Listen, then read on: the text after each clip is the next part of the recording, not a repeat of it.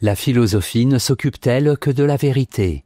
Thèse, contrairement à la théologie, au droit et à la médecine, la philosophie ne contribue pas au bien individuel et public. Antithèse, c'est à la philosophie qu'il revient d'éduquer les individus, afin qu'ils puissent prendre en charge leur destin. Thèse, la philosophie ne s'occupe que de la vérité. En effet, l'enseignement public doit concerner le bien éternel, le droit et la morale, ainsi que la santé. La philosophie n'a aucun rôle pédagogique à jouer. Sa quête est gratuite, elle ne se préoccupe que du vrai. Premier argument, le peuple ne se préoccupe pas du vrai. Ce qui doit préoccuper le peuple, ainsi que l'État, c'est avant tout d'interpréter la Bible en vue du salut, de s'interroger sur la justice selon un code, et non de se demander si ce code est juste. Enfin de guérir, plutôt que d'apprendre, en matière de santé, la tempérance. Deuxième argument, la philosophie n'a aucune dimension pratique. Il ne peut qu'y avoir conflit entre les facultés de théologie, de droit et de médecine, d'une part, et la faculté de philosophie, d'autre part. Cette dernière doit se garder d'intervenir dans les affaires de l'État. Voilà ce que pense en tout cas le théologien, le professeur de droit, l'homme politique et le médecin. Troisième argument, la recherche de la vérité est en soi une finalité. Ceux qui pensent que ce n'est pas à la philosophie de définir le bien suprême, le bien public, le bien du corps, c'est-à-dire la santé et une longue vie, considèrent que la philosophie doit sagement rester à sa place. Son domaine est celui de la vérité. Qu'elle laisse donc aux autres disciplines la charge de guider le peuple. En bref, le conflit des facultés naît de la prétention de la philosophie à vouloir plus que ce qui lui appartient en propre. Son bien est la vérité. Qu'elle s'y tienne, au lieu de vouloir s'occuper de théologie, de droit et de santé. Antithèse, la philosophie ne s'occupe pas seulement de la vérité. En effet, l'un des plus grands domaines de la philosophie est la morale. C'est en enseignant aux individus une morale rationnelle que l'on peut prédire avec certitude que l'humanité est effectivement en progrès constant.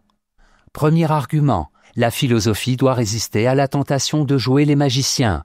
La philosophie, pense Kant, se fonde sur la raison et doit apprendre au peuple à vivre dans la tempérance, à respecter autrui, à être honnête.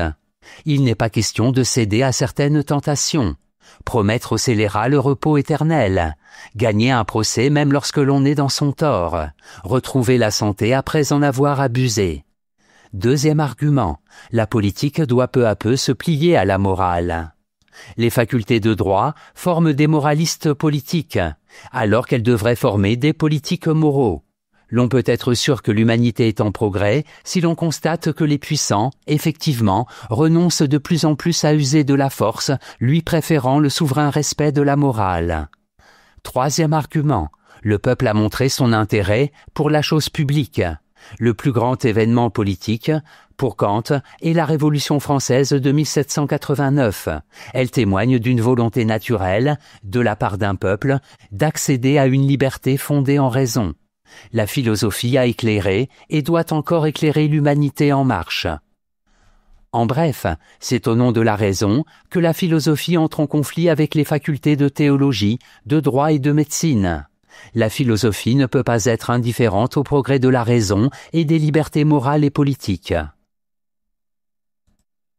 Synthèse, le conflit des facultés est composé de 3 dissertations qui, bien qu'ayant été composées à des époques différentes et bien que visant des objectifs différents, forment un tout.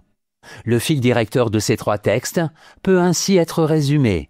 Il incombe à la philosophie, non pas de se contenter de connaître le vrai, mais plutôt de permettre aux hommes de faire usage de leur raison, cela afin qu'ils progressent sans cesse sur la voie de la liberté, de la justice et de la paix, tant au niveau national qu'au niveau international.